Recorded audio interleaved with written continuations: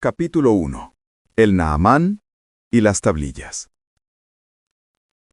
El río Naamán era el nervio azul de la prosperidad.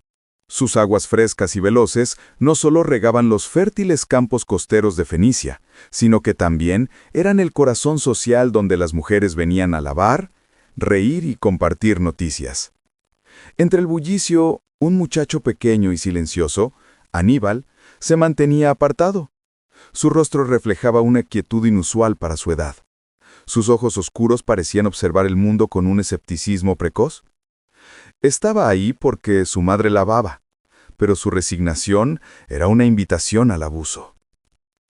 ¡Míralo! ¡El ratón de biblioteca!, se burló uno de los 3 muchachos mayores que lo habían acorralado, empujándolo hasta que Aníbal cayó sobre una pila de ropa húmeda.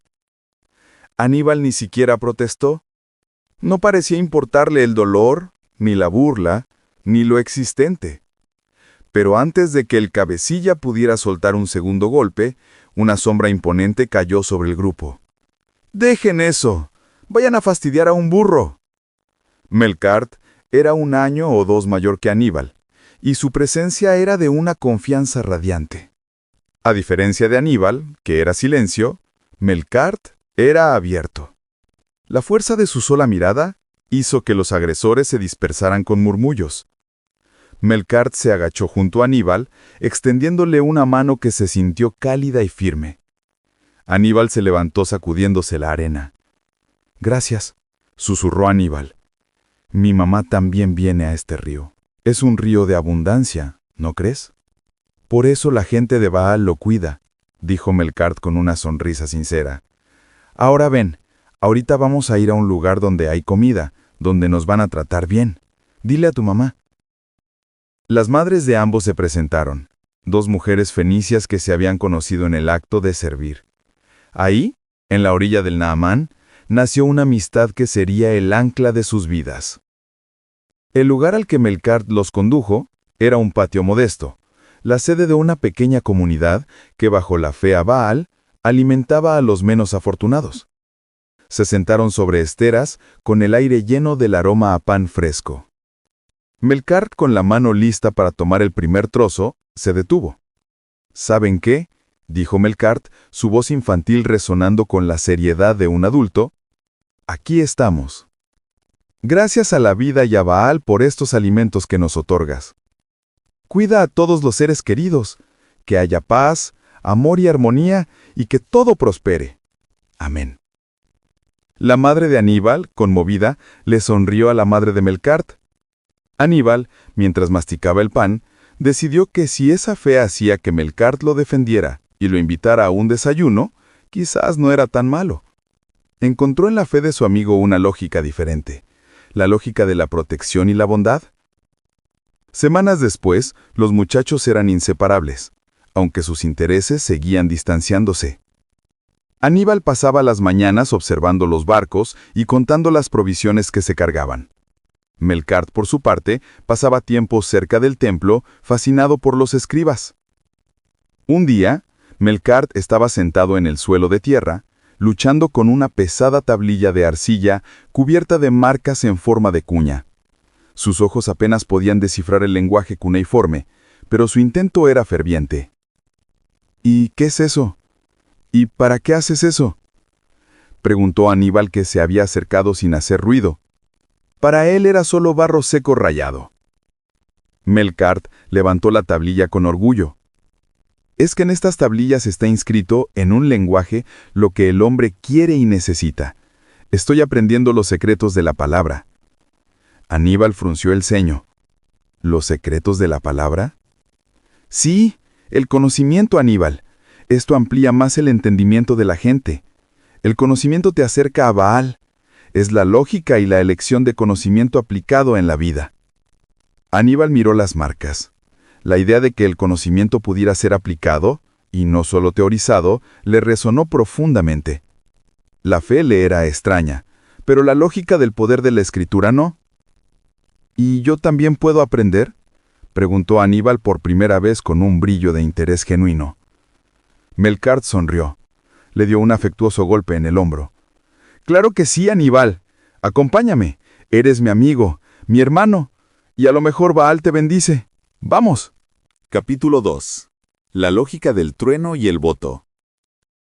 Los años fluyeron sobre el Naamán como el agua misma, llevando a Aníbal y Melcart de niños de la orilla, a jóvenes con un propósito definido. El puerto de Tiro se extendía ante ellos, un laberinto de maderas de cedro y telas púrpuras. A pesar de la disparidad de sus intereses y el abismo entre sus naturalezas, la amistad se había convertido en un pacto inquebrantable, una hermandad que desafiaba cualquier lógica de estatus o destino. Melcart se había adentrado de lleno en el estudio de las tablillas. Pasaba sus días en el patio del templo de Baal, un edificio de piedra noble con olor a incienso y ofrendas. Era un joven con hambre de conocimiento y una habilidad natural para desentrañar el complejo lenguaje cuneiforme, aprendiendo de los viejos escribas que custodiaban la sabiduría fenicia.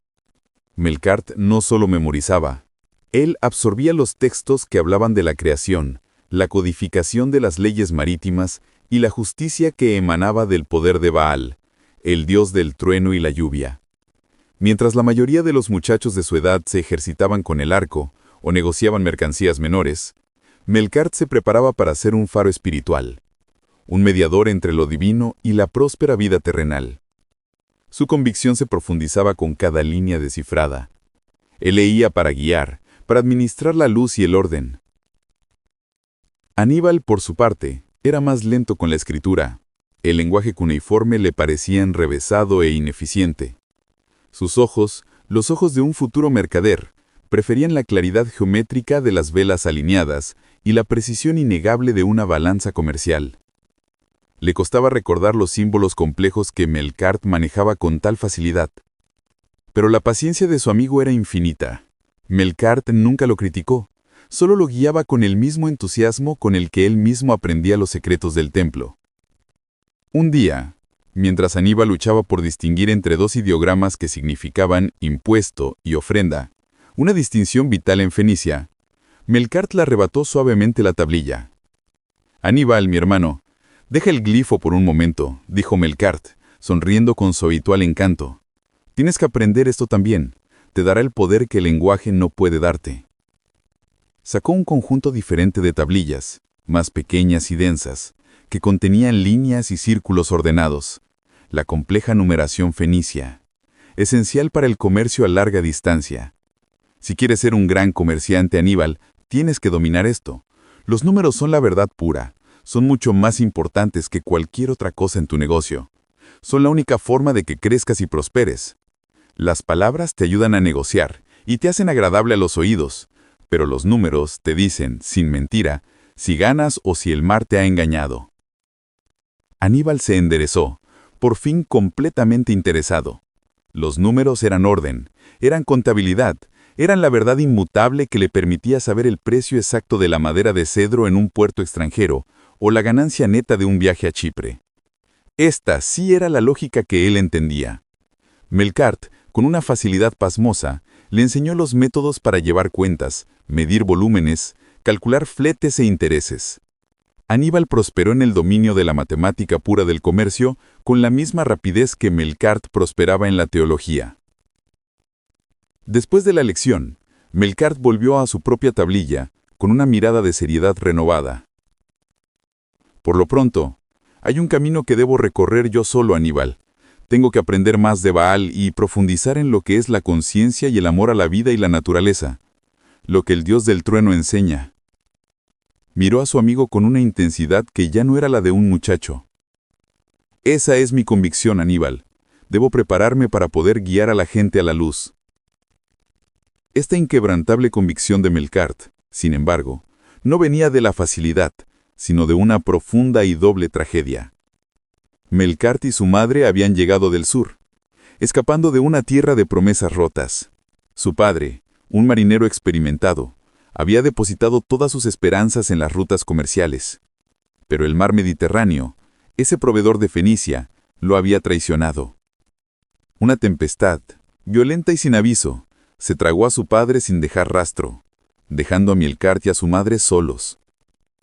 Poco después de establecerse, su madre enfermó.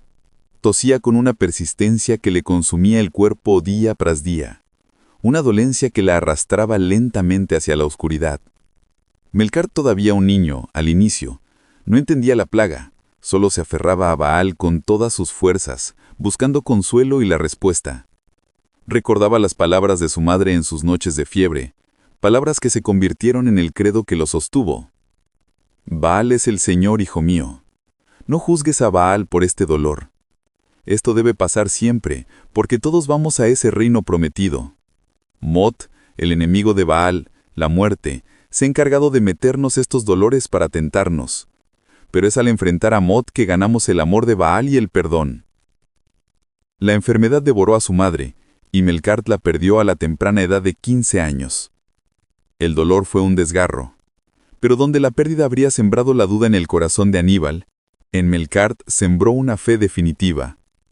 Entendió que el sufrimiento era la sombra de Mot, y que el único camino para alcanzar la luz era la entrega total a Baal.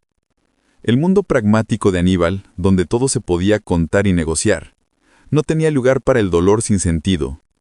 Solo la fe ofrecía consuelo y propósito. El luto de Melcar fue una entrega. En ese momento, tomó la decisión absoluta de entrar en los templos. Dejó atrás las balanzas. Su destino era ser presédico, guiar a otros a través de la oscuridad de Mot y recordarles el pacto de amor y prosperidad que tenían con el Dios del trueno. Así, crecieron lado a lado, definiendo sus destinos. Aníbal en los muelles y los cálculos, el amo de la lógica terrenal. Melcar en los patios del templo, el maestro de la fe inquebrantable. Dos pilares distintos, pero igualmente necesarios para la gran Fenicia. Capítulo 3. El cedro y la púrpura. Los años de aprendizaje se desvanecieron, dejando atrás a los muchachos y dando paso a dos jóvenes adultos que se habían abierto camino en la pujante Fenicia. La ciudad de Tiro era una paleta de color púrpura real y el olor salado de las especias, y en ese esplendor, Aníbal y Melcar buscaban su lugar. Melcar se encontraba en la etapa final de sus estudios. Sus días eran largas horas dedicadas al exégesis de los antiguos códices, aprendiendo no solo los rituales, sino también los hilos invisibles de la política y la influencia que el templo ejercía sobre la vida civil. Era un periodo de intensa austeridad y concentración. Durante este tiempo, la amistad de Aníbal fue su ancla terrenal. Aunque Aníbal apenas comenzaba su propio negocio de comercio, lejos aún de la gran prosperidad que soñaba, nunca dejó de lado a su amigo. La madre de Aníbal, una mujer que recordaba el sacrificio de la madre de Melcar, se encargaba de llevarle provisiones frescas, pan, higos secos y aceite de calidad. El joven mercader se aseguraba de que, aunque sus ganancias fueran modestas, una parte se destinara a sostener los estudios de Melcar.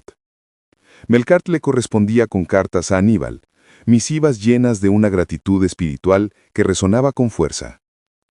«Mi querido hermano Aníbal», escribía Melcar, «debes saber que, gracias a tu ayuda constante y a la nobleza de tu madre, Baal me ha prosperado. Él ve la pureza de tu intención al sostener la fe. El estudio es difícil, pero con tu apoyo la luz es cada vez más clara». Aníbal leía las cartas y sonreía con una mezcla de afecto y escepticismo. Él sabía que la prosperidad era producto de sus cálculos y el riesgo asumido en el mar, pero si Melcar sentía que Baal tenía algo que ver, Aníbal no iba a contradecir la fe que tanto lo sostenía. Su amistad continuó creciendo, un lazo forjado en la ayuda mutua en momentos difíciles. Melcar, por su parte, demostraba un talento natural no solo para la teología, sino para la administración y la diplomacia. A una edad sorprendentemente temprana, se había elevado a un nivel de poder y respeto en el templo, convirtiéndose en el interlocutor directo entre el clero y el palacio, un estratega religioso con una influencia política considerable. Fue justo en la cima de este ascenso que la tragedia golpeó a Aníbal. Una noche, mientras una flota mercante regresaba de las costas de Hispania, una violenta tempestad, digna del enfado del mismo Baal, se desató. El pequeño emporio de Aníbal, invertido en gran parte en la carga y los cascos de sus 3 mejores naves, se hundió en las profundidades del Mediterráneo. En un giro cruel del destino, la misma fatalidad que había arrebatado al padre de Melcar, ahora dejaba a Aníbal arruinado. El mercader, siempre dueño de sus emociones, estaba destrozado. La lógica de la vida se había roto. Su meticuloso cálculo no había servido de nada contra la irracionalidad de la tormenta. Melkart acudió a él de inmediato. No ofreció sermones vacíos, sino un hombro y un consuelo genuino. Escuchó el dolor, el lamento por el esfuerzo perdido y la rabia del escéptico. Pero Melkart no se detuvo en las palabras. Utilizando su nueva influencia política en la corte, del rey gestionó lo impensable. Aseguró el crédito y la mano de obra de cedro del templo para un proyecto urgente. Una semana después, Aníbal no solo recibió la compensación prometida por los daños, sino que Melkart le ofreció en la dársena un barco nuevo. No era solo un reemplazo, sino una nave de última generación, más grande, más rápida y mucho mejor construida que cualquiera de las que Aníbal había poseído antes. «Tómalo, hermano. No es un regalo de Baal», dijo Melkart con una sonrisa cariñosa. «Es un acto de amistad y justicia. Fenicia no puede permitirse perder a un mercader con tu habilidad. Usa este barco para sanar tus heridas». Aníbal, con la mano sobre la quilla de cedro, sintió que las barreras de su escepticismo se agrietaban. Agradeció con una emoción que superaba cualquier creencia religiosa. Aunque seguía siendo escéptico de la voluntad divina, el amor y la lealtad de su amigo eran tangibles y reales. En ese momento, la prosperidad de Aníbal se cimentó definitivamente no solo en sus números sino en el poder político y la fe de Melkart. Su amistad era el verdadero Dios protector de Aníbal. Capítulo 4. La alianza de la púrpura y el trueno.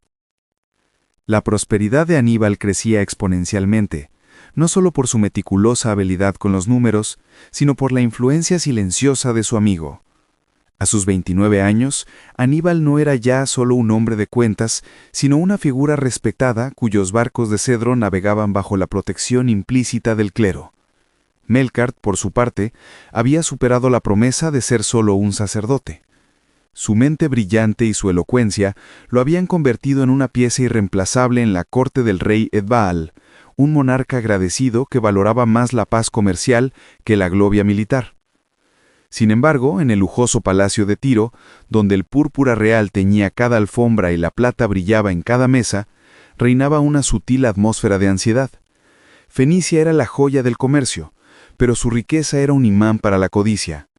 Edbaal, el sabio rey, estaba plagado por las preocupaciones que acechaban a todo líder de un reino rico, pero militarmente débil, la amenaza constante de los grandes imperios terrestres que rodeaban el Mediterráneo.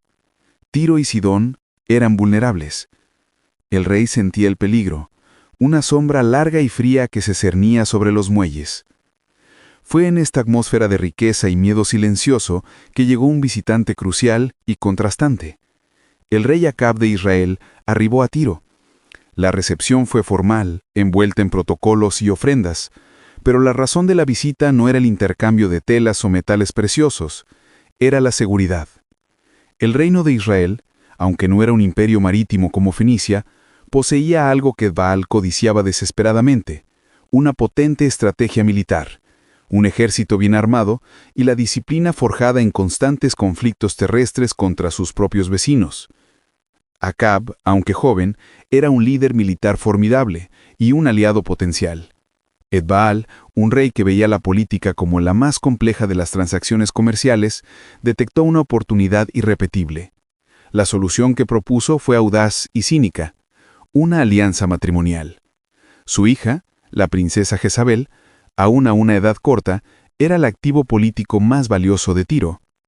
Edbaal decidió ofrecerla en matrimonio a Acab. Melkart, presente en los concilios del rey Edbaal, fue testigo directo de la transacción. Él entendió la lógica del rey, unir la riqueza mercantil y la profunda influencia de Baal, a través de Jezabel, que llevaría la fe fenicia a su nuevo hogar e implantaría en la corte israelita, con la fuerza militar de Acab. Era la seguridad garantizada en ambos sentidos, la fe de Baal para asegurar la prosperidad y el poder de Acab para asegurar las fronteras. Aníbal, invitado por Melkart a escuchar los pormenores del acuerdo, no pudo ocultar su profunda desconfianza. Se habían reunido en un balcón sobre el puerto, desde donde se veía su flota. «No sé, Melkart», dijo Aníbal frunciendo el ceño. «Esto huele a error, y los errores en los negocios se pagan con sangre o quiebra. Estos pueblos del interior son gente de la tierra, de códigos distintos a los nuestros. Su ley se rige por lo volátil del clima y las cosechas, no por la precisión del flete marítimo. No sería un error, sino una tragedia mezclarnos tan profundamente con ellos. Las alianzas con estos reinos siempre se rompen por codicia o por fanatismo religioso. ¿No es suficiente el oro de Tiro para pagar nuestra propia protección a mercenarios? Melkart sonrió tocando el hombro de su amigo con la paciencia de un futuro mentor espiritual.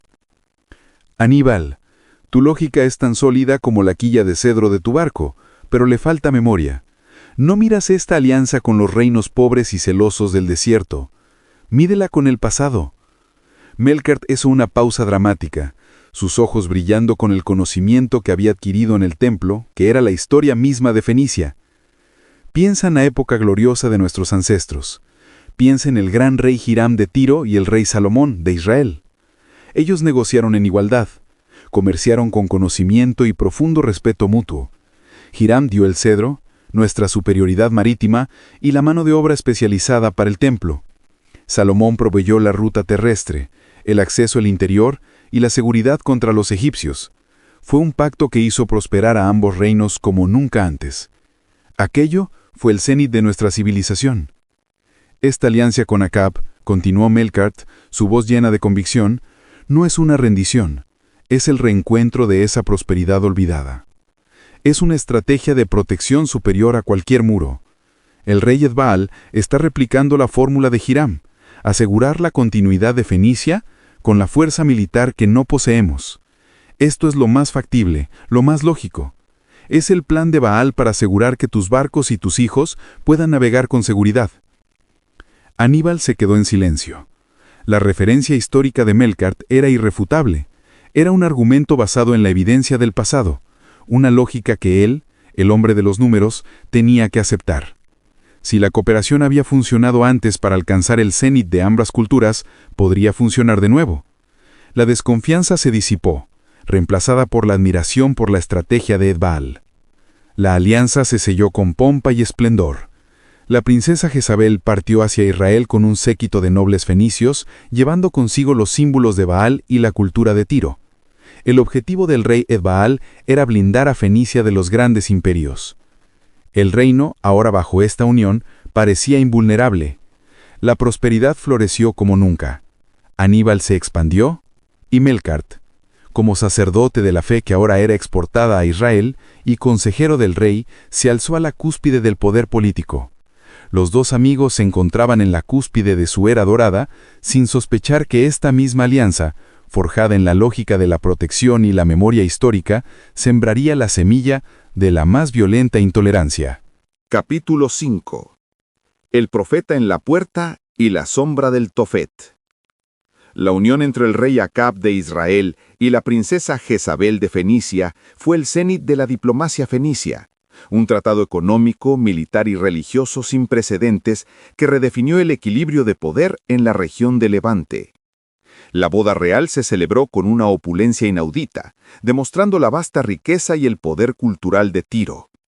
Los efluvios de incienso de cedro y mirra se elevaban sobre la ciudad mientras el púrpura, el color del poder y el comercio, cubría cada calle y palacio. Aníbal, ya un magnato de la navegación con una flota que superaba las 10 naves de carga y guerra, alzó su copa en el banquete nupcial. Sus viejas reservas de escepticismo se habían disipado. La alianza con Israel sellaba su prosperidad con la solidez del acero israelita. Por primera vez, Aníbal se sintió verdaderamente invulnerable a los caprichos de la política y el destino. Melkart, por su parte, era el alma de aquel júbilo. Como principal sacerdote y consejero de confianza del rey Edbaal, veía en esta unión el triunfo definitivo del plan divino de Baal, llevar el orden, la razón y la riqueza de Fenicia al mundo conocido, disolviendo la aridez de las viejas creencias con la promesa tangible de la lluvia y el comercio.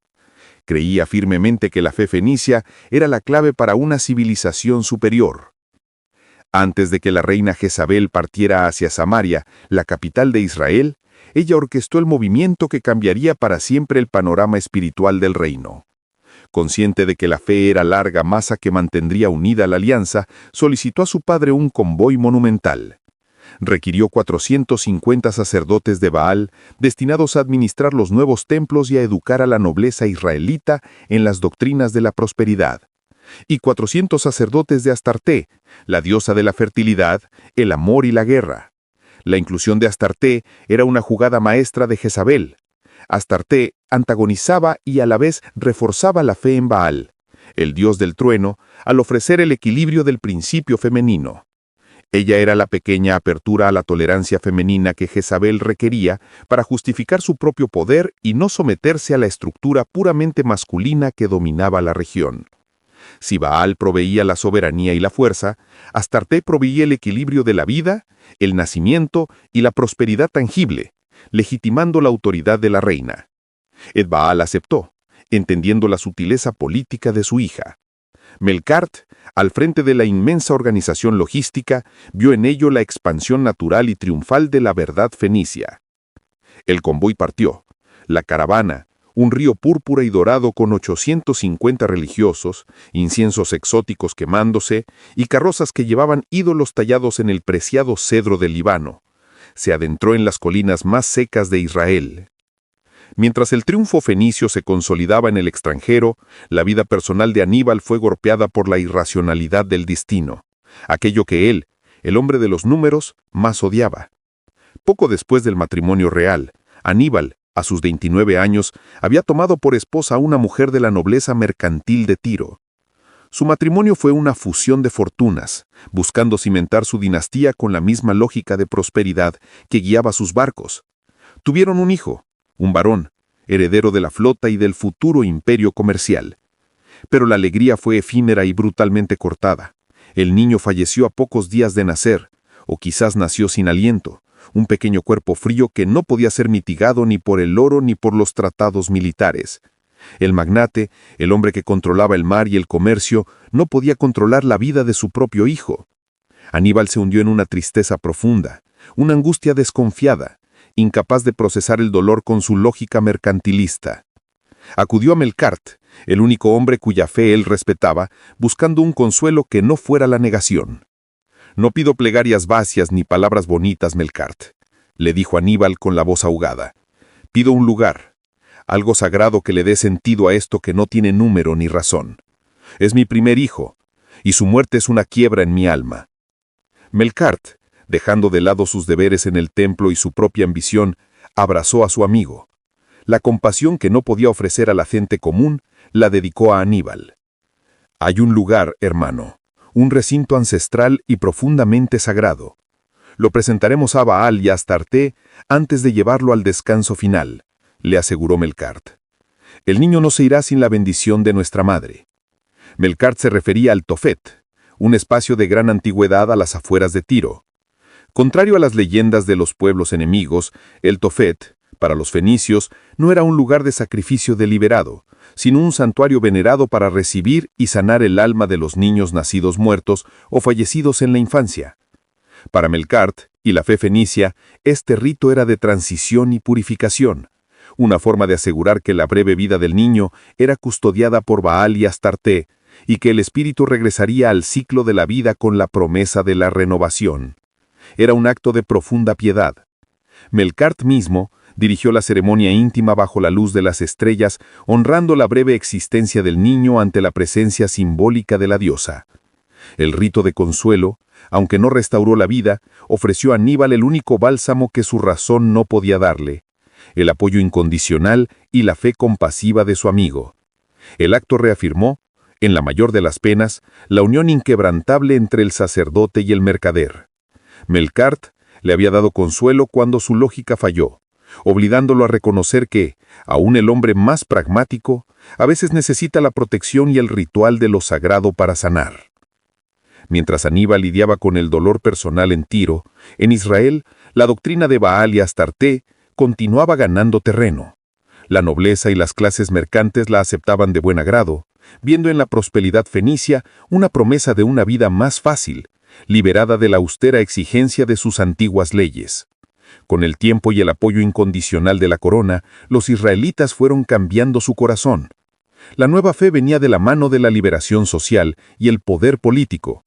Las personas sentían que tendrían libertad de expresión y libertad de culto, siempre y cuando contribuyeran a la riqueza del reino.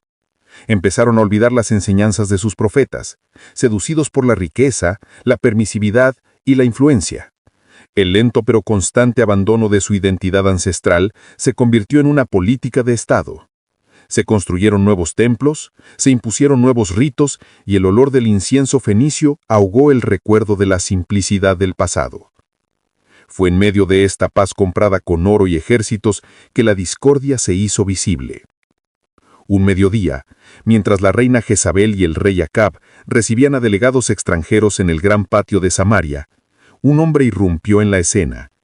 Era una figura desaliñada, un anciano, un profeta fanático vestido con un tosco manto de piel raído, sucio y con el pelo revuelto. Su figura contrastaba de manera brutal con el esplendor púrpura y el orden de la corte fenicia. Parecía haber emergido de la tierra seca, trayendo consigo el polvo y la austeridad intransigente del desierto. Con una voz que sonó como el trueno de su propio Dios, un trueno seco, sin la promesa de lluvia que traía Baal, el hombre maldijo el matrimonio y la alianza.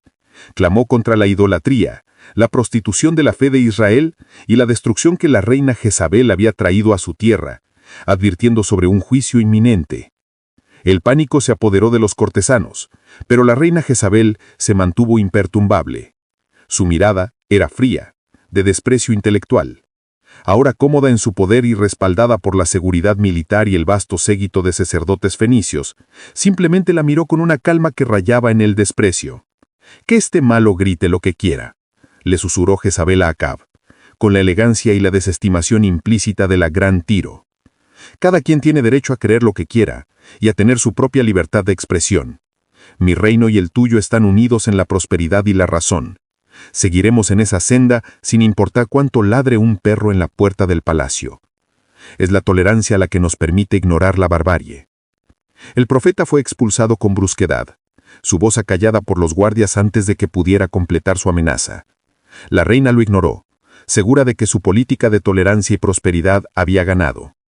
El incidente fue rápidamente olvidado por la corte, una pequeña piedra en el camino del imparable avance de la fe fenicia. Capítulo 6. El duelo en el Monte Carmelo. El reino de Israel floreció bajo la alianza fenicia.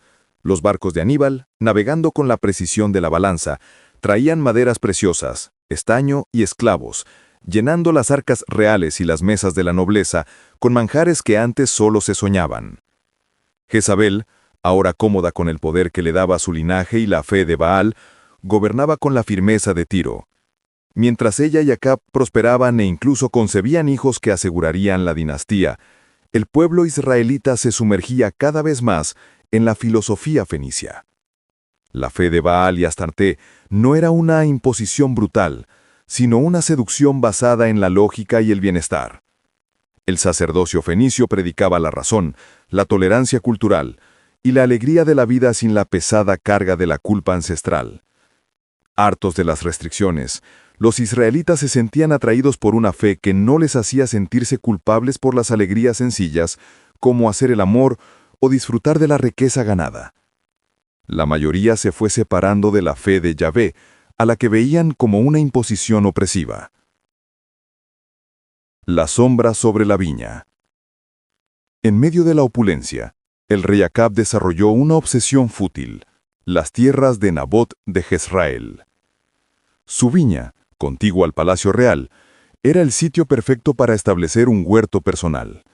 Acab ofreció a Nabot dinero, el doble de su valor, y tierras más fértiles en el extranjero. «Es la herencia de mis padres, majestad», declaró Nabot ante la corte. «Por ley ancestral, no puedo ceder lo que es el corazón de mi familia».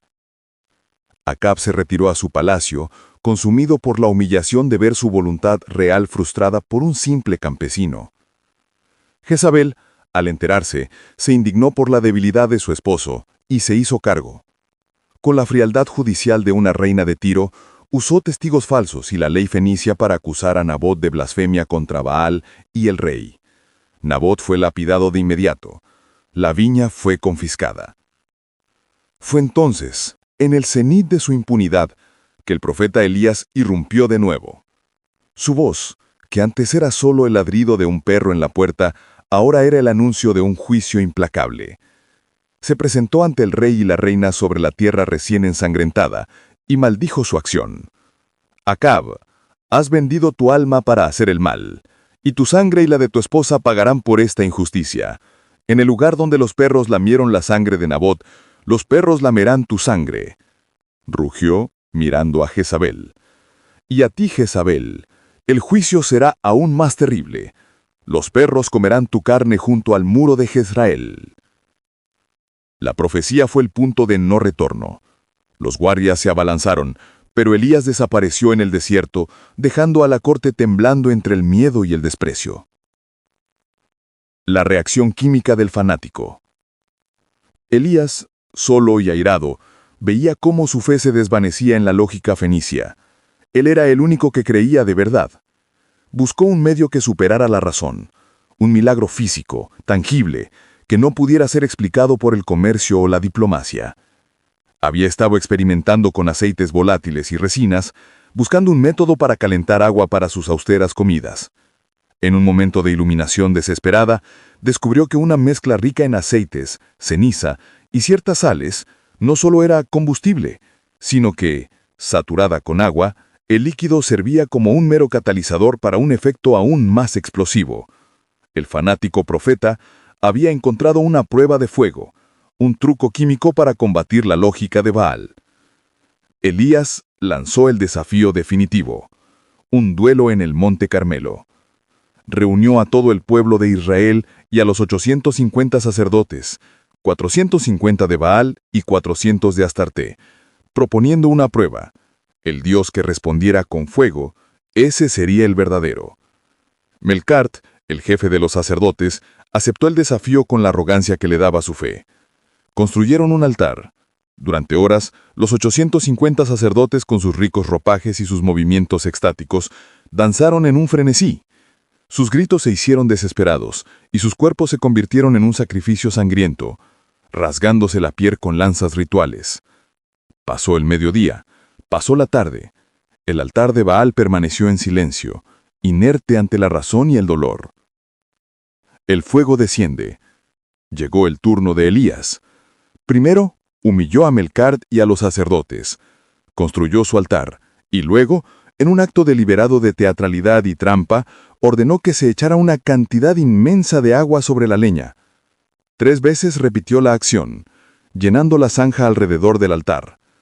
El agua empapó la leña, pero también sirvió como vehículo perfecto para que el aceite combustible que Elías había preparado se adhiriera perfectamente a la madera y las sales. Elías oró en voz alta, pero su verdadero poder estaba en la química. Al arrojar la chispa inicial, la mezcla combustible reaccionó violentamente. El fuego descendió. En un instante de humo y calor abrasador, el altar de Elías se consumió, el fuego devorando el sacrificio y el exceso de agua. El pueblo de Israel, envuelto en el error y maravillado por el evento físico, sintió que Yahvé había hablado de manera incontestable. Elías, momentáneamente revestido de un poder irrefutable, se dirigió al pueblo. Agarren a los sacerdotes de Jezabel, que no escape ninguno. La multitud, enardecida por la evidencia física del milagro y la rabia acumulada, obedeció. Elías los condujo al arroyo de Sisón. Acab y Jezabel recibieron la noticia en shock. En un solo día, los 450 sacerdotes de Baal y los 400 de Astarté fueron masacrados. Melcart, el jefe de los sacerdotes, logró escapar por poco, regresando a Tiro con un terror helado en el corazón. La guerra, que hasta entonces había sido cultural, se había vuelto una masacre de sangre. Capítulo 7. El huracán del norte. La masacre de los 850 sacerdotes de Baal y Astarté no fue un acto religioso, fue el más grave crimen de Estado cometido en Israel.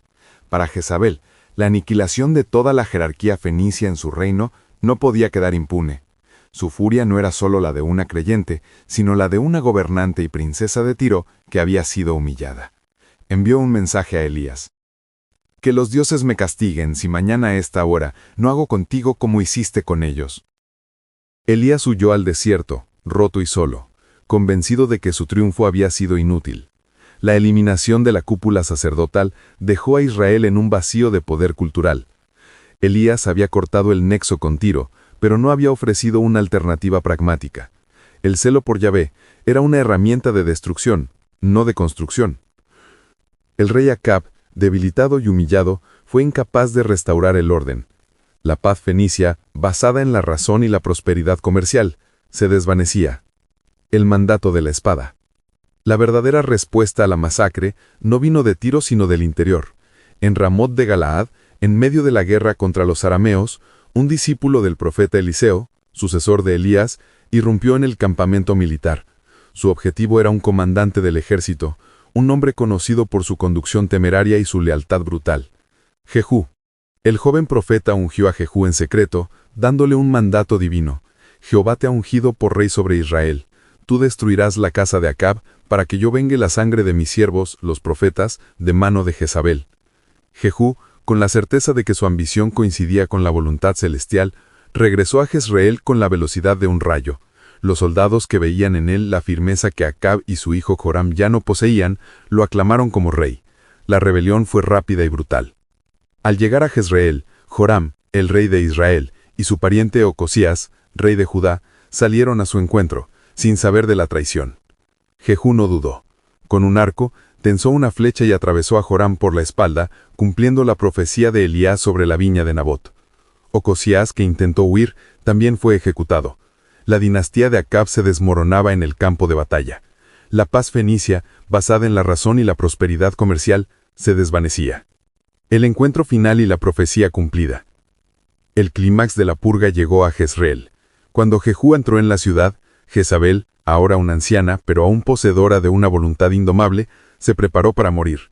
Se pintó los ojos con antimonio y se adornó la cabeza, adoptando la postura de una reina inmutable en su último acto. Se asomó a la ventana para enfrentar al usurpador. «¿Tuviste paz, Zimri, asesino de tu señor?», gritó con desprecio, recordando a un antiguo traidor.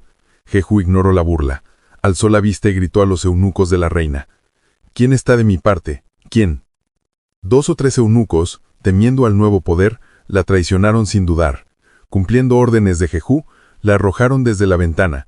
Su sangre salpicó el muro y los caballos. Jehú entró al palacio para celebrar su victoria, ordenando después que recogieran el cuerpo para darle sepultura, pues, a pesar de todo, era hija de rey. Pero la venganza se había consumado antes. Cuando volvieron, solo encontraron el cráneo, los pies y las palmas de las manos. Los perros habían devorado su cuerpo junto al muro de Jezreel, tal como lo había profetizado Elías. La profecía, la más espeluznante de todas, se había cumplido al detalle afirmando ante Israel el poder incuestionable de Yahvé a través de la violencia política. La purga final y el legado ambiguo. Jehú no se detuvo en la realeza, su misión era exterminar la influencia fenicia. Viajó a Samaria y en un acto de engaño dramático reunió a los restantes seguidores de Baal en un gran templo, haciéndoles creer que él mismo sería su nuevo devoto. Una vez que tuvo a todos los adoradores en el templo, dio la orden de masacrar a cada uno de ellos y destruyó el santuario, erradicando por completo el culto a Baal. Sin embargo, el triunfo fue incompleto y, según la historia, la causa de la futura decadencia. Jehú, recordando la prosperidad que el enfoque fenicio de Jezabel había traído al reino, basado en el comercio y el sustento científico de Tiro, se sintió incapaz de reemplazar ese modelo económico. Quiso establecer una doctrina propia, una alternativa que mantuviera la paz y la riqueza, pero su conciencia y conocimiento estaban limitados. Así, aunque eliminó a Baal, continuó tolerando la adoración de los becerros de oro, la vieja idolatría estatal de Jeroboam I. Esta fue su debilidad. Al aferrarse a la vieja idolatría estatal y cortar el sustento comercial de Tiro sin un plan, la prosperidad del reino decayó. Dios, según la profecía, permitió que los arameos, liderados por Hazael, fueran reduciendo gradualmente el territorio de Israel. El reinado de Jehú duró 28 años. Fue una era de celo justiciero y masacre, pero también una época donde el reino, habiendo perdido su sofisticada alianza fenicia, comenzó su lenta e irreversible disminución. Capítulo 8. El testamento de Melcart. La purga de Jehú fue más que una masacre religiosa, fue un desmandramiento económico y político. La caída y muerte de la reina Jezabel, aliada incondicional de Tiro, cortó de tajo el vínculo que unía a Israel con la prosperidad fenicia. La ruta del comercio, que fluía libremente desde los puertos del Mediterráneo hasta las ciudades del este, se congeló. El celo político de Jehú había decapitado la diplomacia y el sustento científico que la alianza con Tiro había traído. El reino, ahora bajo la mano brutal de un militar inestable, navegaba hacia la anarquía. Aníbal, el astuto príncipe regente de Tiro, recibió la noticia de la masacre inicial con un horror profesional. La ejecución de Jezabel significaba la humillación de Tiro.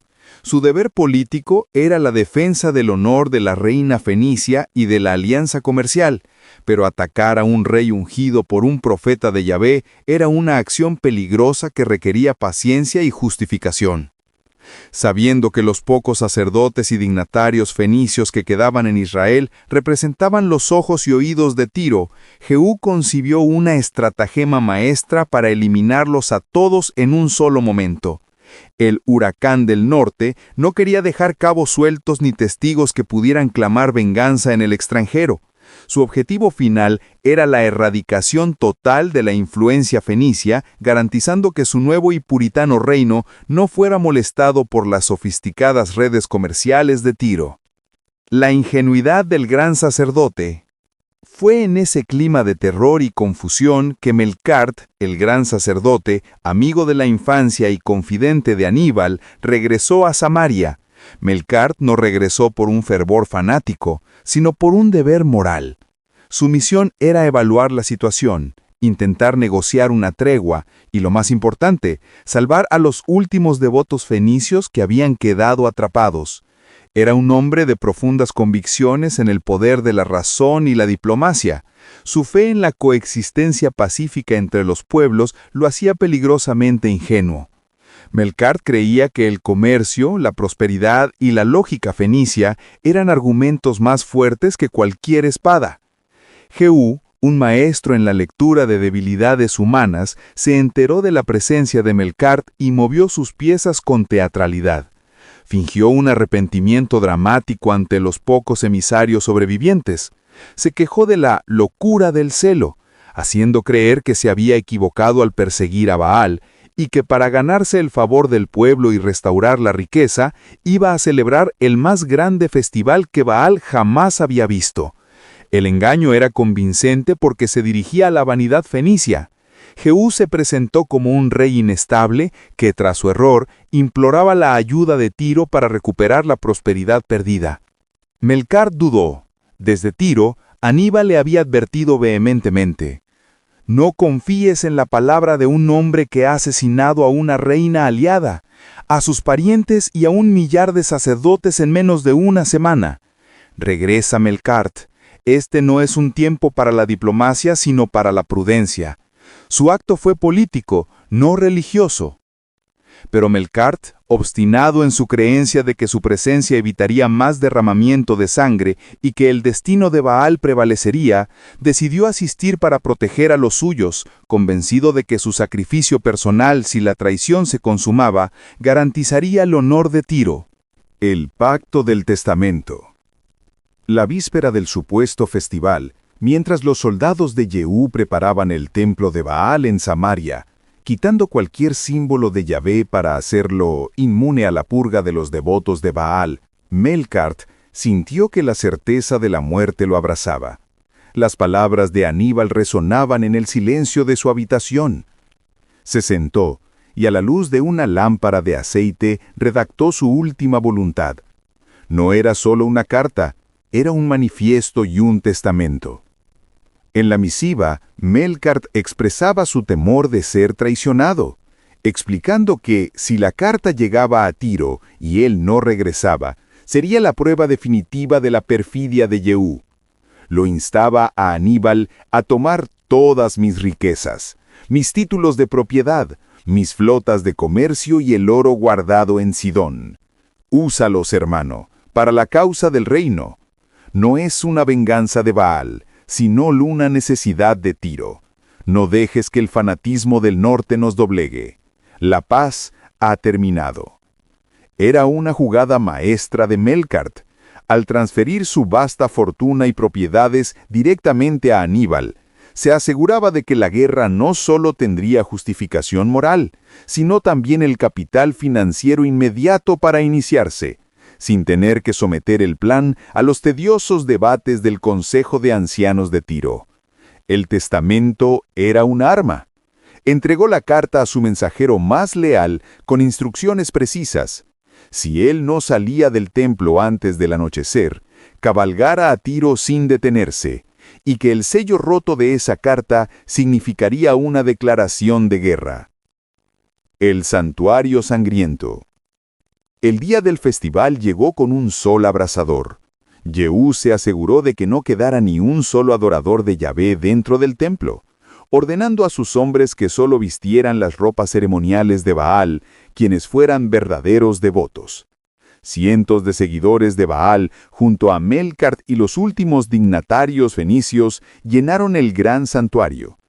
El ambiente era una mezcla de falso entusiasmo y tensión palpable. Melkart, con la túnica sagrada, se paró cerca del altar, observando las caras de pánico de su pueblo. El rey Yehú entró, hizo una reverencia teatral y pronunció palabras de lealtad a Baal. Era el cebo. Cuando se aseguró de que la trampa estaba llena y que sus propios guardias habían tomado posiciones estratégicas en los pasillos laterales, Yehú salió del templo. Y en el momento en que la música festiva alcanzó su clímax, 80 hombres armados, que Yehú había ocultado con precisión, irrumpieron. La confusión se transformó en terror puro. No hubo gritos de batalla. Solo el sonido de las espadas desenvainadas y el pánico de una multitud desarmada y traicionada. El grito de Yehú resonó desde fuera. ¡Adelante, que no escape ninguno!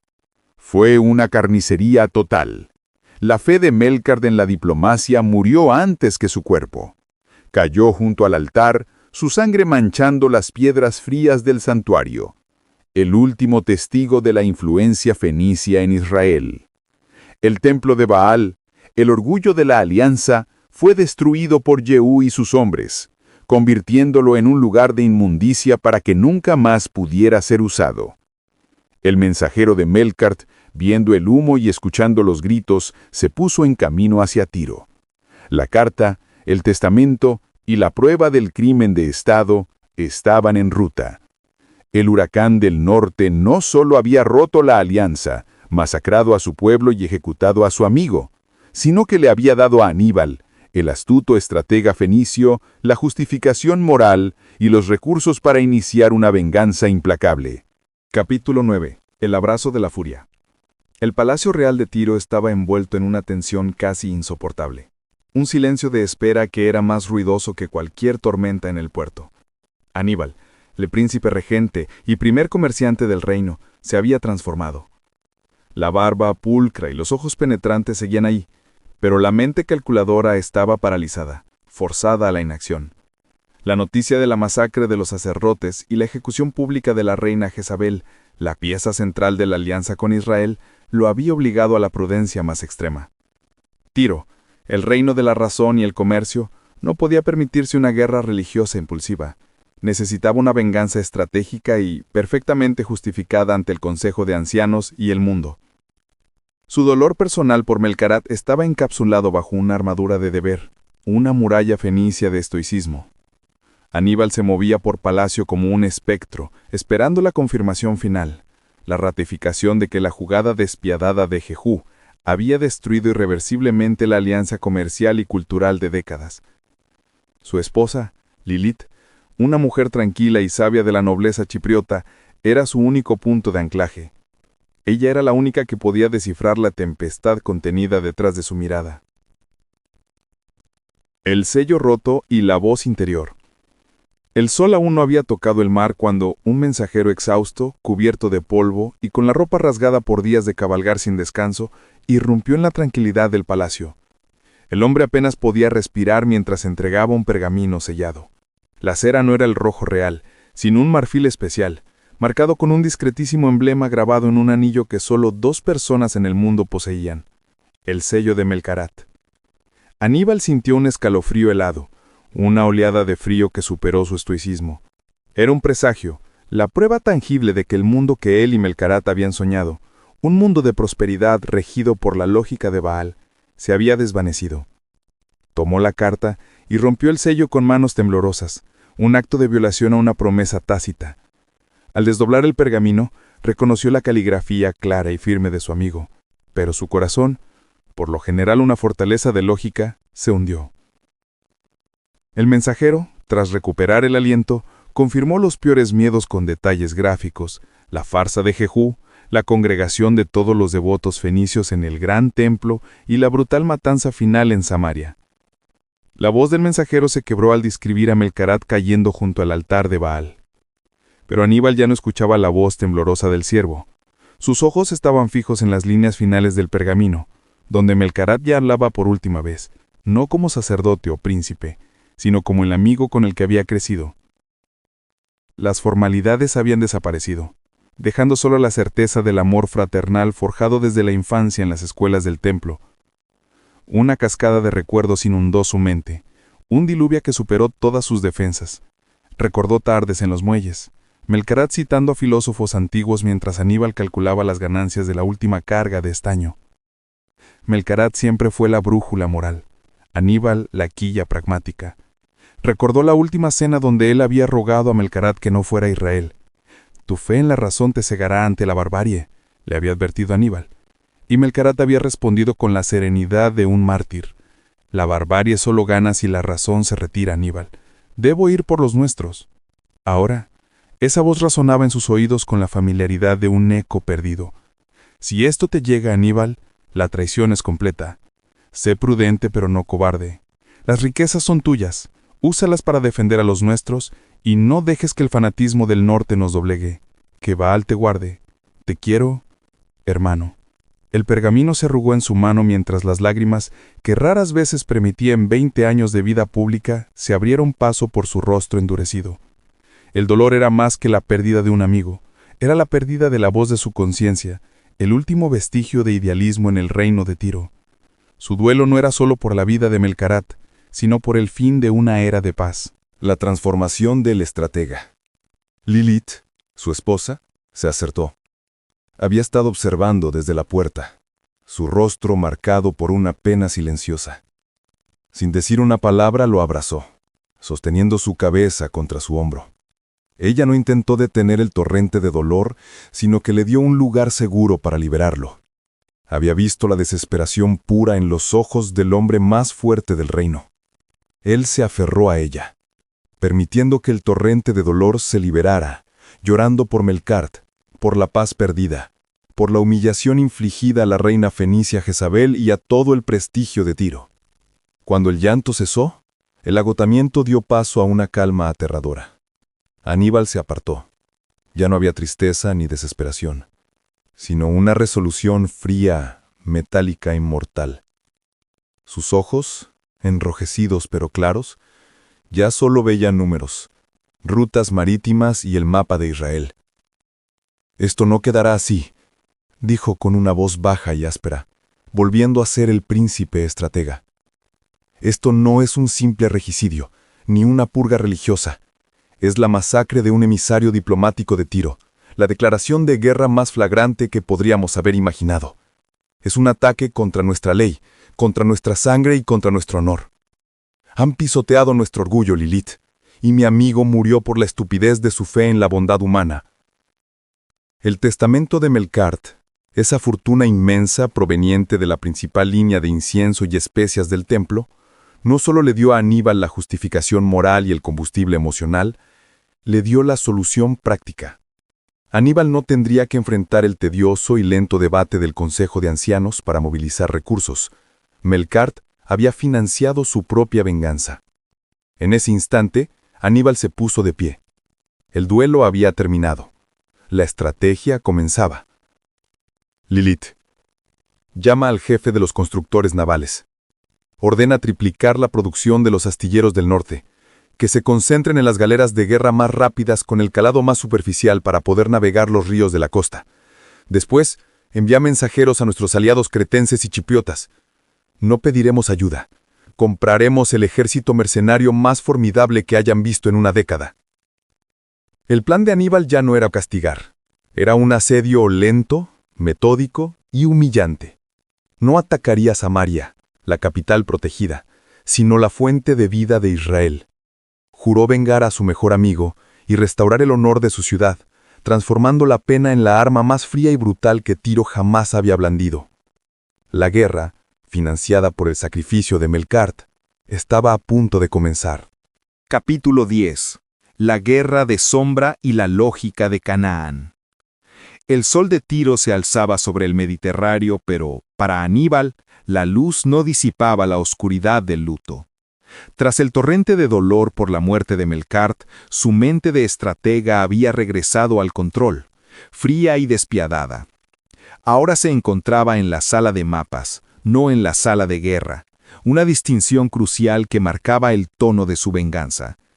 Frente a él, sobre una mesa de cedro, no había planos de galeras de batalla, sino mapas del creciente fértil. Un círculo rojo intenso cubría Israel. Líneas negras, representando rutas marítimas y caravanas terrestres, lo estrangulaban. El gran comerciante de Tiro estaba en sesión. La restricción histórica y filosófica. Aníbal estaba solo con su esposa Lilith, quien observaba en silencio cómo la furia de su esposo se filtraba en el pragmatismo más absoluto. Los generales y el consejo de ancianos esperaban fuera, sedientos de una venganza que ellos creían obvia, la movilización naval. «Si atacamos Lilith», dijo Aníbal, su voz baja y rasposa, señalando los puntos cardinales del mapa, «Asiria lo verá como una debilidad. Siria lo verá como una oportunidad. El norte, nuestro vital mercado de madera y especias, se cerrará. Nos convertiremos en el objetivo de 3 imperios en lugar de 1. La guerra con Jehú nos dará una victoria pírrica que no podemos costear». El recuerdo de las palabras de Melkart regresó, resonando como un juramento. Las guerras nunca han arrojado nada más que cenizas, Aníbal. La supervivencia de nuestro pueblo reside en la intelectualidad y en la paz forjada por el comercio. Melkart siempre había evocado la enseñanza más antigua, el mito fundacional de su pueblo. Aníbal recordó el linaje, los fenicios, los cananeos, hijos de Cam, descendientes de Canaán, destinados a ser un pueblo costero, navegante y comerciante. Históricamente, siempre habían sido el pequeño, el astuto, el que evitaba la confrontación directa para no ser aplastado entre los gigantes. Su bendición era su maldición. La misión de Aníbal, la esencia misma de ser fenicio, no era conquistar, sino perdurar. La masacre de Melkart y Jezabel fue una afrenta al honor, pero la autodestrucción por orgullo sería una traición a su estirpe. No pelearemos con la lógica de Jehú, la lógica de la espada y el celo fanático, declaró Aníbal, golpeando la mesa, pero con la mente fría. Usaremos la lógica de Tiro, la lógica de Canaán. El oro es más afilado que el hierro. El plan, la asfixia económica.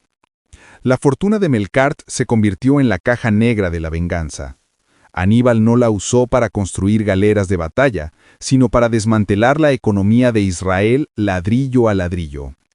El plan se articuló en 3 frentes, diseñado para que Jehú se hundiera por su propia incompetencia sin que Tiro tuviera que disparar una sola flecha. 1. El bloqueo silencioso de los recursos clave. La primera orden de Aníbal fue al jefe de los constructores navales y a los capitanes de las rutas terrestres. El flujo de estaño y cobre a Israel se cortó abruptamente. Estos metales, vitales para la forja de herramientas, armas y objetos de prestigio, eran monopolio de Tiro, a través de sus rutas comerciales con Tartesos y Chipre. Desvíen cada lingote a Egipto y a los puertos del mar Egeo, ordenó Aníbal. En 2 meses, las reservas de metalurgia de Jehú se agotarán. Las espadas de sus soldados se oxidarán, sus arados se romperán, y sus herreros, su principal base de apoyo militar, se quedarán sin trabajo. El pueblo se preguntará por qué, después de la purificación de Jehú, su prosperidad se ha esfumado. Simultáneamente, Aníbal detuvo el envío de todos los productos de lujo fenicios: la púrpura de Tiro, el incienso de Arabia y el aceite de oliva de alta calidad. La nobleza israelita, acostumbrada al esplendor fenicio bajo Jezabel, se vería reducida a la vulgaridad. La escasez de lujos golpearía el prestigio de Jehú, mostrando que su Dios era incapaz de proveer la riqueza que Baal había garantizado. El segundo pilar del plan fue la subversión política. Aníbal sabía que muchas familias de la nobleza israelita habían perdido su riqueza y poder con la caída de la casa de Acab y la purga de Jezabel. Eran enemigos silenciosos de Jehú, pero carecían de fondos para actuar. Aníbal despachó mensajeros discretos, expertos en códigos y negociación, a las ciudades del norte de Israel. Su misión no era reclutar espías, sino comprar la lealtad y financiar la disensión. El oro de Melkart se utilizaría para restaurar la riqueza de estas familias, convirtiéndolas en una oposición poderosa y bien financiada que actuaría como un parásito en el cuerpo político de Israel. El tercer y más sutil ataque se centró en la religión. Aníbal, aunque dolido, entendía que el acto de Jehú no era fe, sino ignorancia.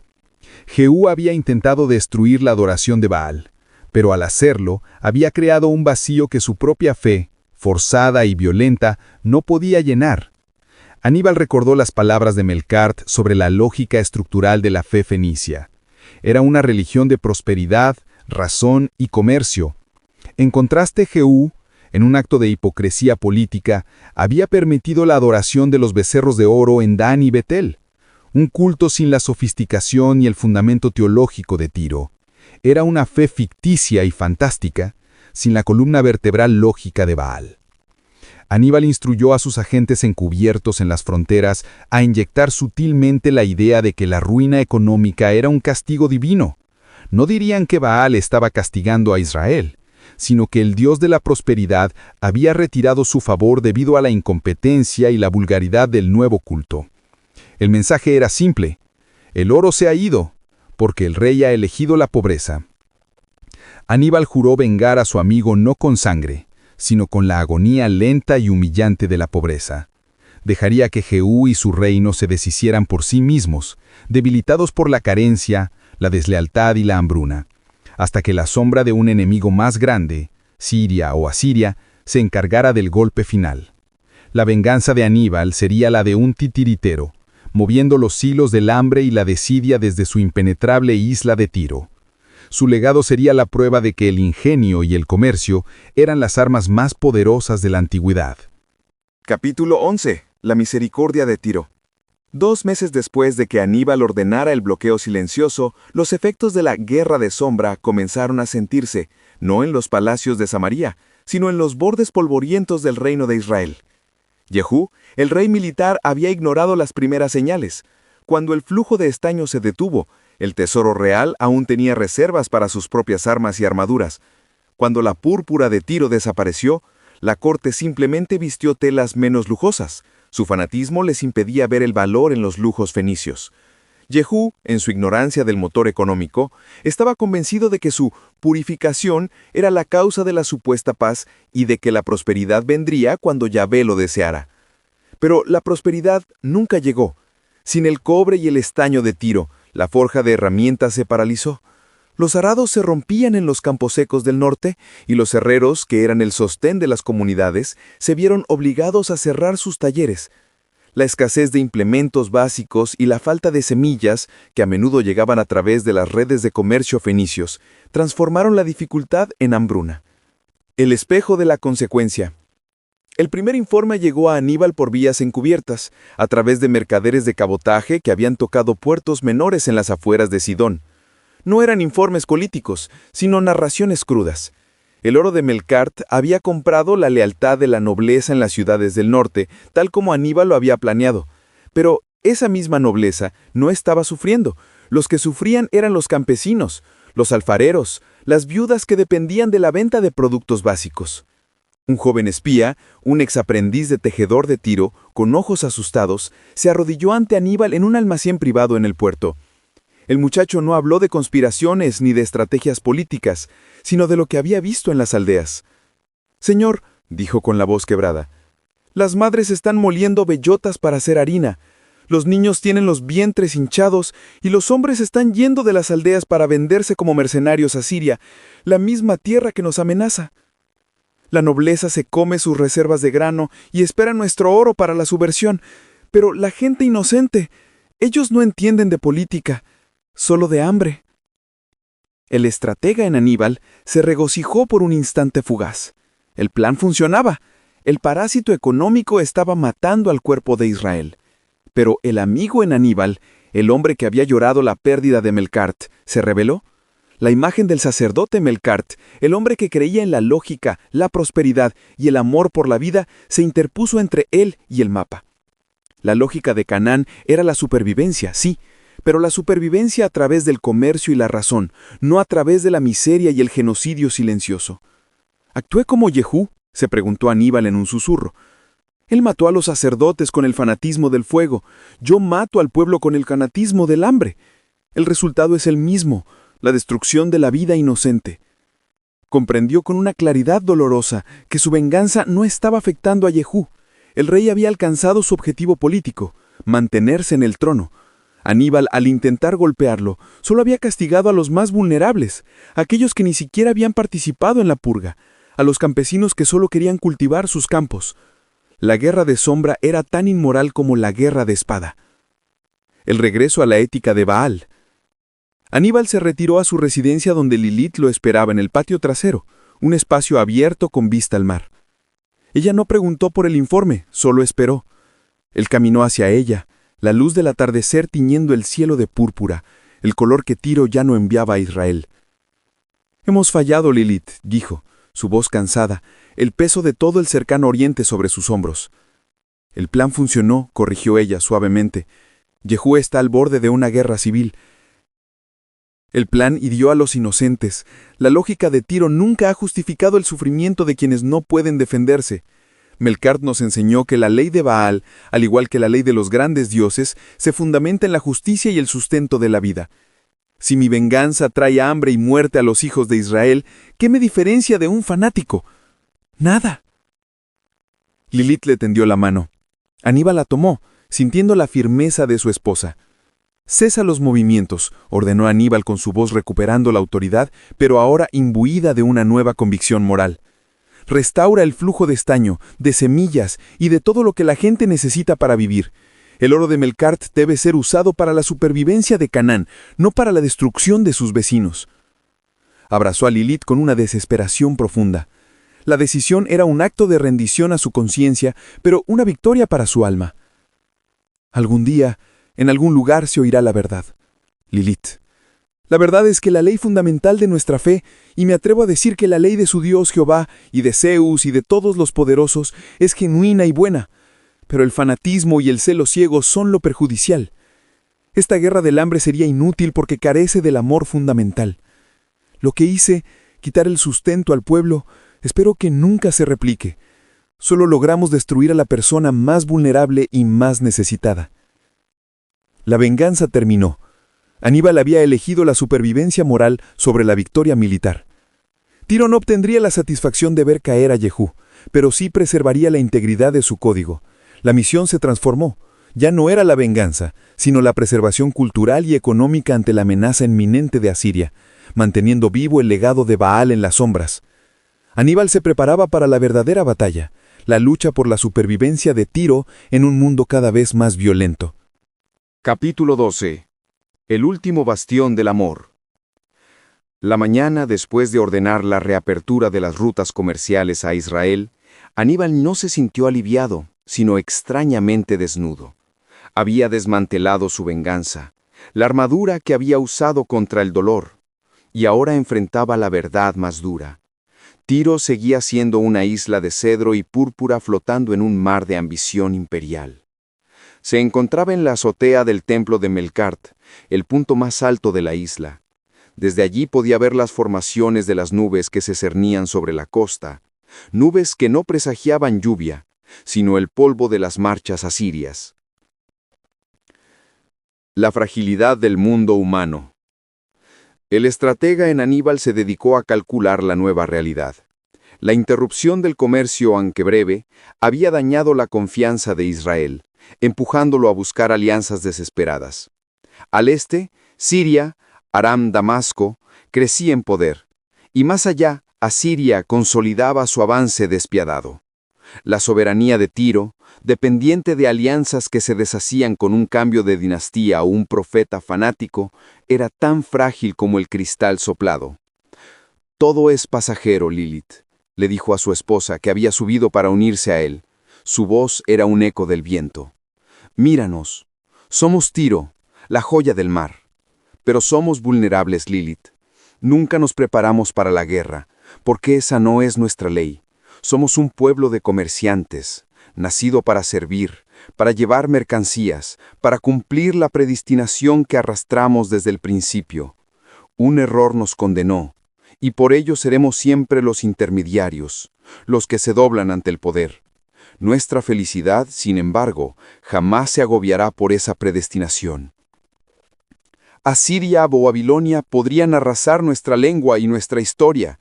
El hombre es ambicioso, y esa ambición, disfrazada de celo religioso o de necesidad militar, siempre destruye lo más hermoso. Un rey sube, un idioma domina, un dios es impuesto por la espada. Todo puede cambiar en cualquier momento.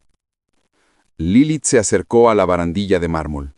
«Pero no todo, Aníbal». Él la miró. Ella no se refería a los tratados de paz o las reservas de oro. Se refería al legado invisible de Melkart.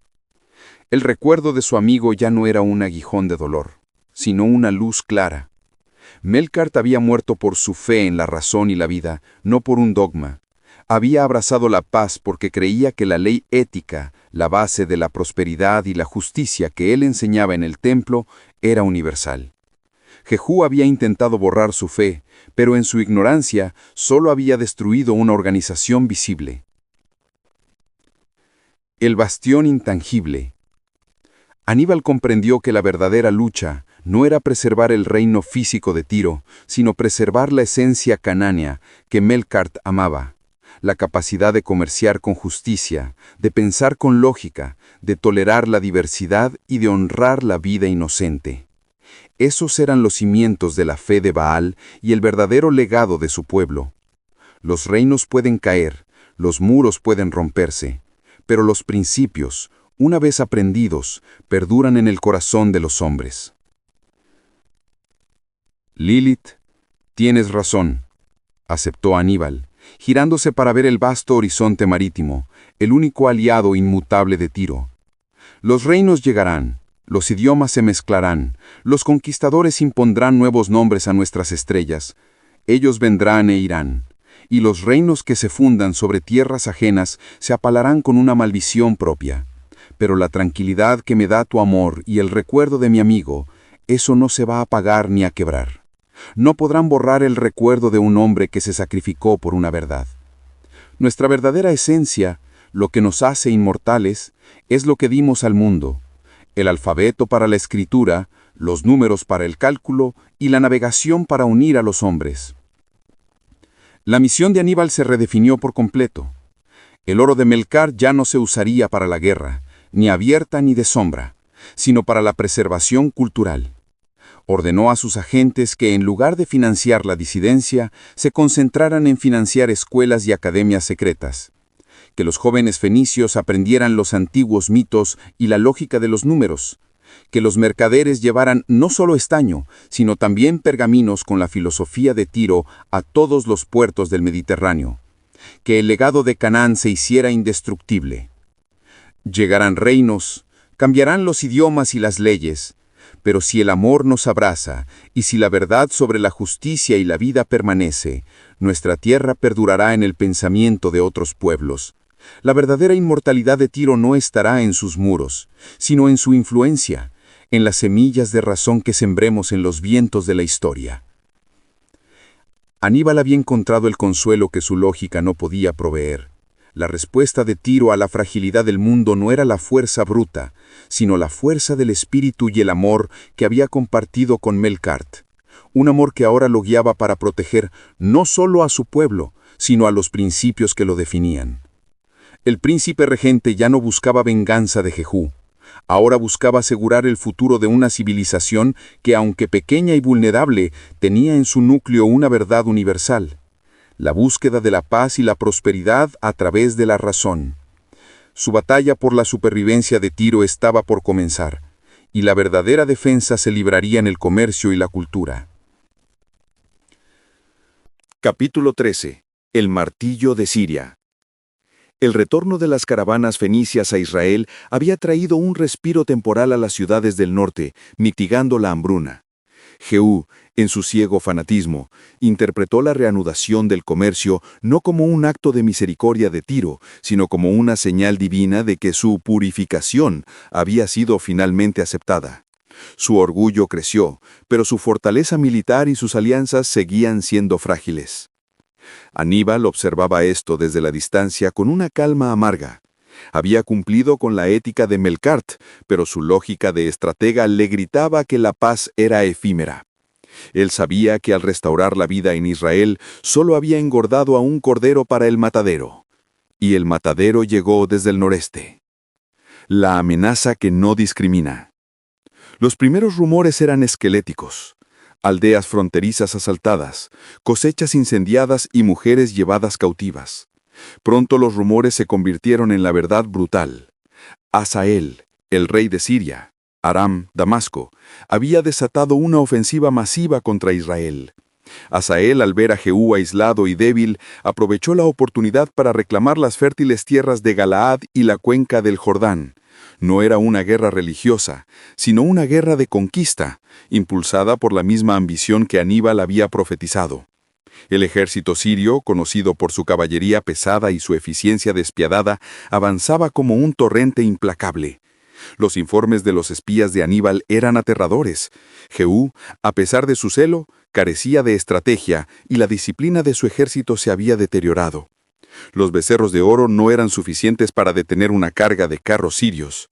Las ciudades de Israel caían una tras otra, no solo por la fuerza del enemigo, sino porque la nobleza local, aún resentida por la purga de Jezabel y secretamente financiada por el oro de Melkart, ahora utilizado para propaganda y no para subversión, se negaba a luchar por un rey que los había empobrecido y humillado.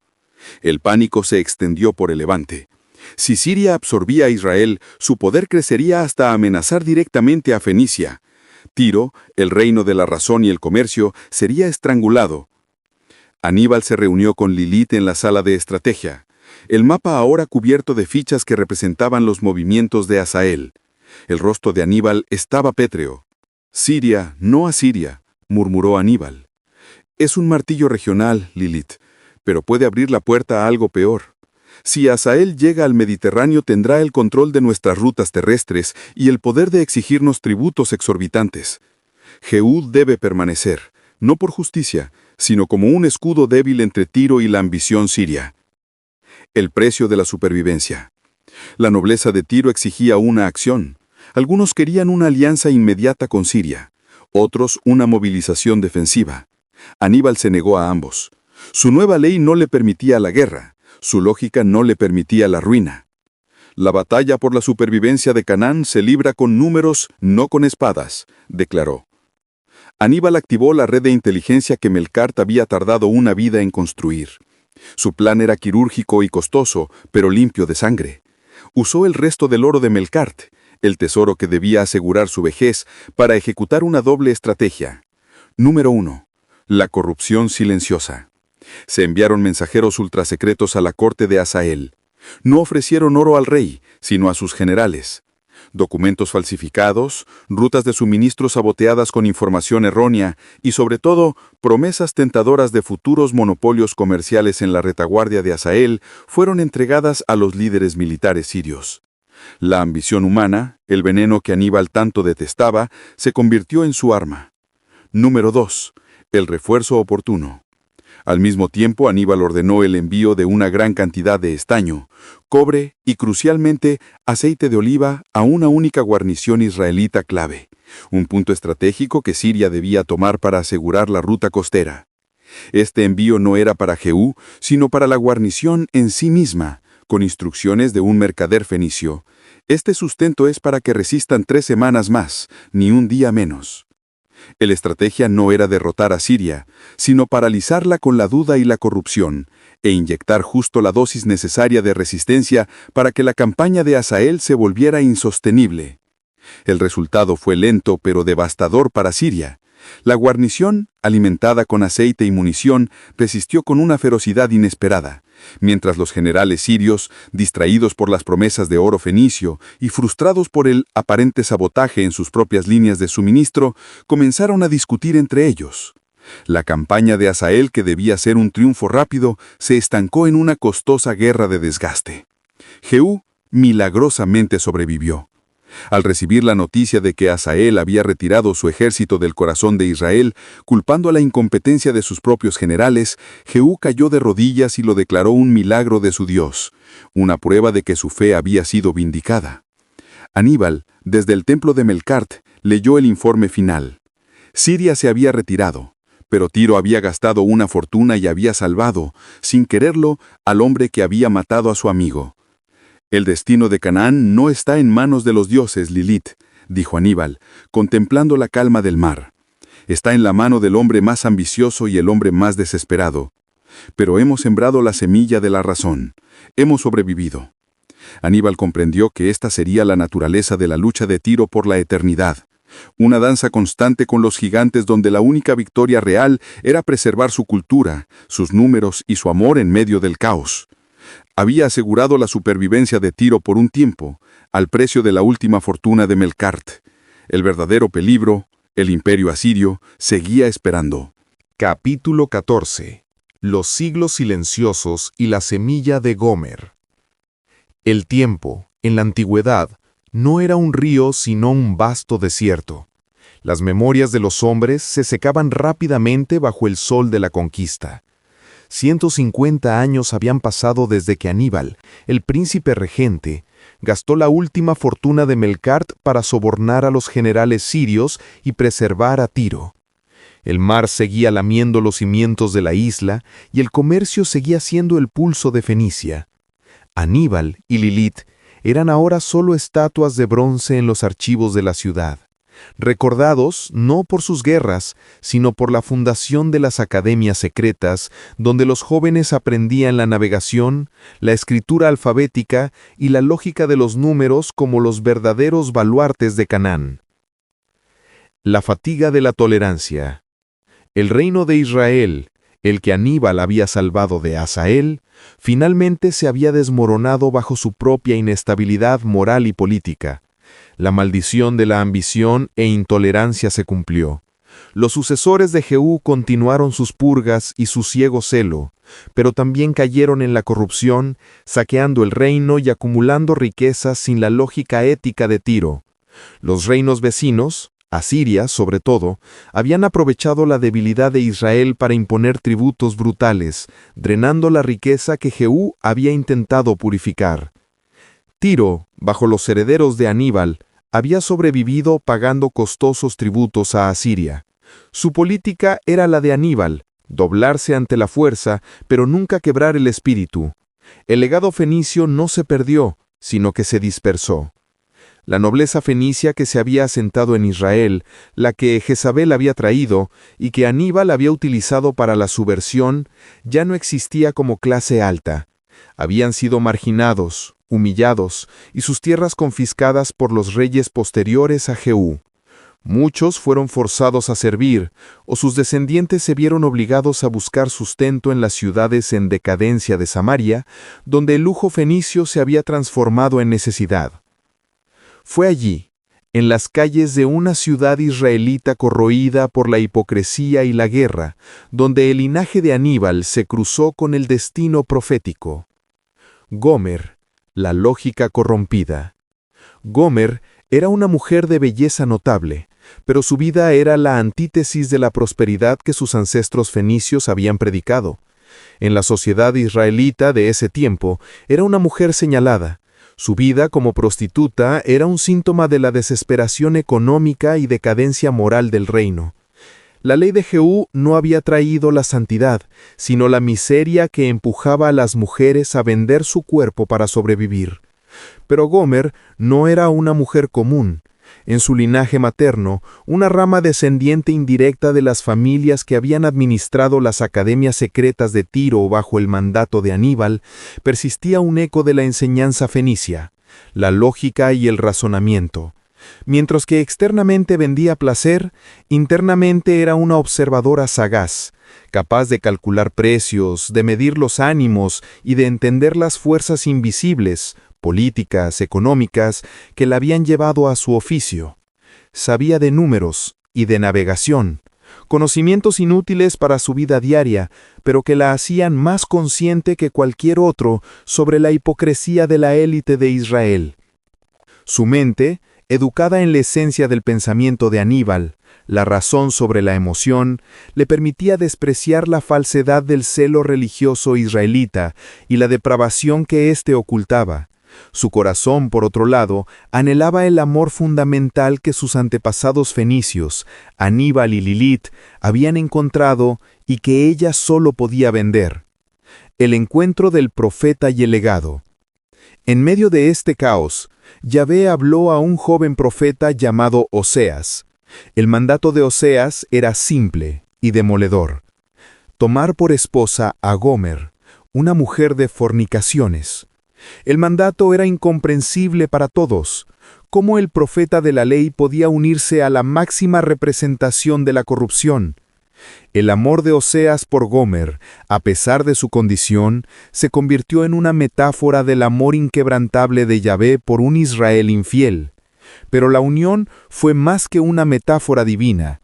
Fue la culminación de un ciclo histórico que había comenzado con Melcart. Cuando Oseas conoció a Gomer, no solo encontró a una mujer de la calle, encontró el espíritu de una hija de Canaán, tolerante, lógica, pragmática, pero rota. Gomer era la prueba viva de la verdad de Aníbal, que la destrucción de la fe de Baal y el rechazo a la lógica y el comercio no había traído santidad, sino caos y la degradación de los inocentes. Oseas condenaría a la descendencia de Jehú y su reino corrupto en la llanura de Jezreel. Pero su amor por Gomer, una mujer cuyo conocimiento secreto de la lógica fenicia le daba la lucidez brutal, le dio la verdadera comprensión. El amor fundamental que Aníbal abrazó con Lilith y que Melcart había predicado, era lo que finalmente le permitió a Oseas ver que la ley de su Dios, al igual que la ley de Baal, había sido pervertida por el fanatismo. Así, la descendencia de Tiro, la simiente de la razón y la justicia sembrada por Aníbal, se manifestaba en Gomer. La unión de la fe de Oseas y la lógica de Gomer era el último y más profundo intento de sanar la herida abierta por la tragedia de Jehú y Melcart. El legado de Tiro, aunque invisible y humillado, se preparaba para perdurar no en el bronce ni en el templo, sino en la profecía de amor incondicional que Oseas daría al mundo. Capítulo 15. El juicio de Nínive y el legado inmortal. El silencio que siguió a la retirada de Siria no fue la paz, sino el preludio del verdadero apocalipsis. Tiro, bajo los herederos de Aníbal, había comprado tiempo, pero la paciencia de Asiria, la potencia de Nínive, finalmente se agotó. Años después del encuentro de Oseas con los misteriosos viajeros y su matrimonio con Gomer, la profecía comenzó a cumplirse. Los ejércitos asirios, comandados por el implacable Sargón II, barrieron el Levante. La razón de su invasión no era religiosa, sino pura avaricia, el control de las rutas comerciales y la extracción de tributos. El fin de Israel y la confirmación de la razón. El reino de Israel, carcomido por un siglo de inestabilidad política, fanatismo ciego y corrupción que Jehú había iniciado, no pudo resistir el embate. Samaria, la capital, cayó tras un brutal asedio. El reino de la ley fija y del celo sin amor fue desmembrado. Los asirios deportaron a las 10 tribus, dispersando a los israelitas en un exilio que cortó su linaje y su soberanía. Oseas, viendo el destino final de su pueblo, se sentó en las ruinas de su casa, con el alma destrozada. Se había casado con Gomer por orden divina, pero la carga de su amor incondicional y el sufrimiento de Israel eran casi insoportables. Gomer se acercó y se sentó junto a él, limpiando con calma el polvo de sus ropas, su rostro reflejando una paz que el profeta no podía comprender. «¿Cómo puedo seguir, Gomer?», susurró Oseas, las lágrimas quemándole los ojos. «Todo está perdido, el juicio ha caído, hemos fallado». Gomer tomó su mano. Sus ojos, herederos silenciosos de la lógica fenicia, se llenaron de la luz de la comprensión, aquella que Analia le había encendido tiempo atrás. «No, esposo mío, el juicio ha caído sobre el desamor de los hombres, pero no sobre la promesa de Dios. Recuerdo las palabras de la viajera Oseas. Ella dijo que yo era la cizaña que forzosamente fortalece la raíz del trigo». Oseas levantó la mirada, recordando el momento en que aquella mujer sabia le había hablado de la ley fija y el amor sin condiciones. Y dijo que si la cizaña fuese arrancada antes de tiempo, erradicaría al trigo, continuó Gomer, con una voz firme y amorosa. «Yo no puedo negar mi forma de ser, pero mi propósito es más grande que mis actos. Mi propósito aquí es ayudarte. Eres mi marido y te amo, aún sabiendo que tu amor fue más grande que mis actos sobre mí. Es por eso que te honro y sigo contigo hasta el fin. Si Dios me desarraiga por la ley, Él lo sabrá, pero mientras estemos juntos te mostraré que su amor no se gana, sino que simplemente es». En ese momento, Oseas comprendió la esencia del universo, la misma verdad que Aníbal buscó en la agonía de Melkart, que el amor es la única ley fundamental. No se trataba de condenar, sino de redimir. La lección de los viajeros, la lógica de la tolerancia fenicia que Gomer llevaba en la sangre, había culminado en la comprensión divina. Oseas se levantó, su tristeza convertida en una inmensa determinación. El caos de Israel era la metáfora, y Gomer era la clave. Solo a través de esa incondicionalidad rota y luego restaurada, podría el Señor hablar a su pueblo. Comenzó a escribir. Escribió sobre el juicio que condenaba el exceso de sangre de Jehú en Jezreel, pero sobre todo escribió el mensaje de amor y misericordia. «Yo curaré su rebelión, los amaré generosamente, pues mi ira se ha apartado de ellos». El libro de Oseas se convirtió en el testamento de que la razón y la fe, cuando se fundan en el amor, son inmortales. Tiro, el arte de la resistencia. Tiro enfrentó la misma embestida. Sargón II exigió un tributo tan alto que amenazó con quebrar la economía de la isla. Pero Tiro sobrevivió. La diplomacia fenicia, perfeccionada por los herederos de Aníbal, entró en acción. No lucharon. En su lugar, usaron el conocimiento de la geografía, de las finanzas y de los números que Aníbal había institucionalizado en las academias. Enviaron a Nínive no solo oro, sino también los mejores astrónomos y contables fenicios, infiltrando la corte asiria. El mensaje sutil era: no somos un enemigo que deba ser destruido, somos una herramienta que debe ser utilizada. Destruirnos es destruir el dinero que alimenta tu imperio. Los asirios pragmáticos, al igual que los fenicios, aceptaron el tributo y permitieron que Tiro conservara su autonomía. El templo de Melkart nunca fue profanado. Aníbal había triunfado. Su victoria no fue militar, sino cultural. La inmortalidad de la esencia. Generaciones después, Tiro seguía siendo un enclave de razón, rodeada por el flujo y reflujo de los imperios. Aníbal y Lilith se convirtieron en la leyenda que enseñaba la ley de Canaán. La vulnerabilidad es una virtud. Reconocer que la existencia humana es efímera y que la ambición siempre lleva a la destrucción. La paz es la lógica. La guerra es el fracaso de la razón. El comercio es la supervivencia ética. El legado es inmaterial. Los reinos y los idiomas pasarán, pero la verdadera contribución de Tiro, el alfabeto, los números, la navegación, permanecerá, porque esas herramientas son el lenguaje fundamental del cosmos.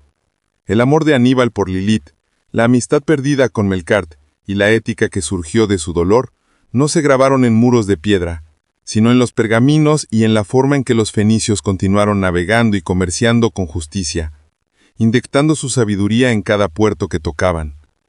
El rey Jehú había muerto sin ver la verdad.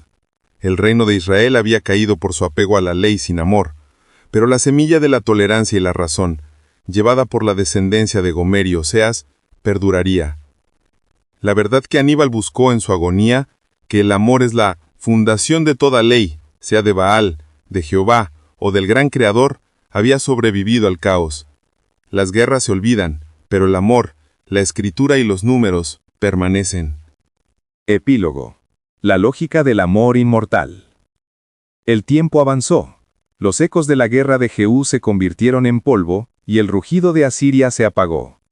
Tiro continuó navegando, llevando el alfabeto y el número a todos los confines, asegurando que la herramienta de la razón siempre estuviera disponible para la humanidad. La semilla de la tolerancia y el amor incondicional, plantada por los viajantes y entendida por Oseas y Gomer, perduró en el exilio de Israel como un misterio que no podía ser comprendido totalmente. Fue la promesa de una ley más alta. Un amor que debía emerger, un paralelo al estudio de la Torá que el pueblo nunca pudo alcanzar por su propia condición. Esa ley de amor universal, que traspasaba todo linaje y toda sangre, encontró su cumplimiento siglos después, no en un profeta, ni en un rey, sino en Jesucristo, el Nazareno. Él fue el único capaz de hacer emerger esa condición pura del amor incondicional de Oseas a su máxima expresión. La ley de Cristo no era de castigo, ni de celo rígido como el de Jehú, sino la misma esencia que Gomer le había demostrado a Oseas. El amor que no se gana, sino que simplemente es. Fue la validación definitiva de que la ley y la justicia deben arrodillarse ante el amor. Y en ese compendio de amor universal, el mensaje de Aníbal y el espíritu de su amigo Melkart encontraron su descanso eterno y su trascendencia. Melkart, quien murió por una fe que no entendía la tolerancia, y Aníbal, quien se aferró a la lógica de la amistad por encima del caos, se convirtieron en un mensaje oculto. La razón humana, en su búsqueda más pura de la conexión y la bondad, es el terreno que prepara el camino para lo divino. Su amistad inquebrantable, que trascendió la religión y la geografía, fue un eco temprano del amor que el Nazareno declararía como el único camino para trascender todos los juicios y alcanzar la verdad. Las batallas terminan, los dioses cambian de nombre, pero la amistad, la razón y el amor incondicional son el legado inmortal.